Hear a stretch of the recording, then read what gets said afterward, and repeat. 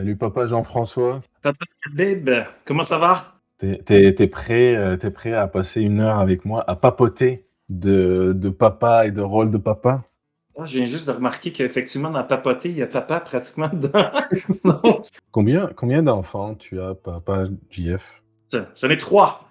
En fait, 3. ouais, j'en ai trois. J'ai le plus vieux qui a 19 ans, et puis pour le deuxième, en fait, on a eu un 2 pour un. Donc, on a eu des jumeaux. Parce que d'un coup, tu passais de 2 à 3. En fait, de un à 3 à la place de un à 2 à ce moment-là. Puis la première chose, je me rappellerai toujours, la première chose qui m'est venue en tête, c'est merde, une mini.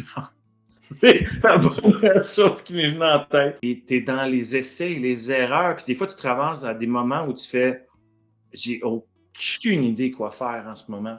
Mais tu sais, quand on parle souvent de la nuit porte-conseil ou il y a des moments où tu vas être plus créatif que d'autres, tu trouves tout le temps des solutions en bout de ligne. Mais sur le coup, des fois, je trouve que ça peut être tellement décourageant. Moi, je me faisais tout le temps dire, tu sais, profites-en, ça dure pas longtemps, quand ils sont tout petits, quand ils grandissent, c'est des plus gros problèmes, puis etc., etc. Moi, je considère que chaque époque, chaque période a sa beauté, a ses beaux moments. Moi, pour moi, une des plus grandes responsabilités d'un parent, c'est de faire découvrir à ses enfants leurs forces. C'est de faire réaliser à nos enfants leurs forces, puis pas de leur dire automatiquement où aller ou quoi que ce soit, mais juste de leur faire réaliser des fois ce qui peut rester dans notre zone aveugle pendant tellement longtemps, leur faire réaliser tôt pour qu'ils puissent s'en servir, pour qu'ils puissent s'orienter dans la vie vers des endroits qui vont les amener à utiliser ces forces-là, faire en sorte qu'ils ressentent. Puis ça, c'est mon père. Écoute, je me rappelle pas s'il m'a déjà dit je t'aime, mais je l'ai senti. Beaucoup, beaucoup, beaucoup, beaucoup, ça. Parce que mon père était énormément dans le ressenti. Ça, c'est, on peut dire que j'ai un trait de caractère que j'ai hérité de mon père, c'est ça. J'ai appris énormément de choses, puis des fois, il y a beaucoup de choses aussi qui sont des reflets de toi.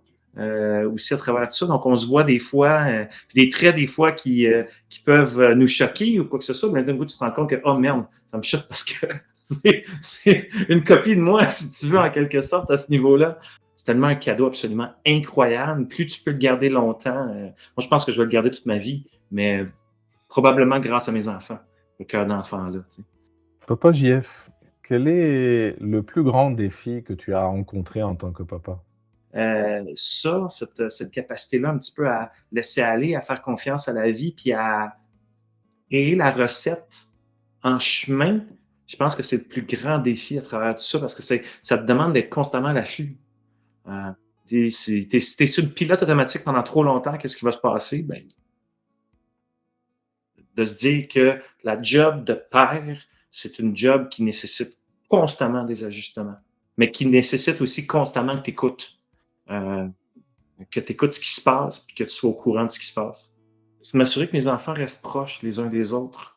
Parce que je pense que ce lien-là, il peut être fragile. Papa JF, j'ai cru entendre que tu as un surnom. Oui, Pops. Puis écoute, j'ai aucune idée d'où ça vient, ce surnom-là, quand est-ce qu'il est sorti. Euh, tout ce que je sais, c'est que je ne sais pas pourquoi, je m'y suis habitué graduellement. Puis à un moment donné, j'ai réalisé que c'était mon surnom. Directement, là, moi, une des choses que j'ai appris de mon père, donc c'est un conseil plus indirect, si tu veux, c'est l'importance des petits plaisirs de la vie. Euh, puis mon père, ce que je me suis rendu compte, c'est quoi? C'est quelqu'un qui, en famille, ne parlait pas beaucoup, mais il ressentait. Il y en a tout plein là-dedans qui sont que les autres vont prendre, puis qui vont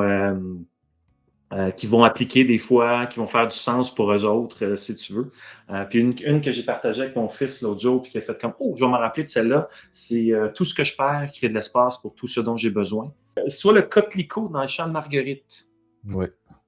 Et donc, tu sais, puis de reconnaître aussi que nos petits défauts, nos petites forces surutilisées, mais c'est du quoi, ça fait de nous souvent des êtres qui sont encore plus beaux, si tu veux, ces petits défauts-là en bowling. Ça dépend juste comment on les regarde. Donc, celui-là, je pense qu'il était super intéressant. Puis l'image est intéressante aussi. c'est intéressant comme principe, mais c'est plus de dire, hey, plus je souris dans mon quotidien, que ce soit intérieur ou extérieur, plus je vais remarquer les bonnes choses qui se passent dans ma vie. Merci pour tout. C'est très apprécié pour tous ces échanges-là. Je vais te souhaiter un bel après-midi et puis nous, on se reprend assez vite. C'est certain. Hey, prends soin de toi, David. Merci beaucoup hein, pour ce temps-là.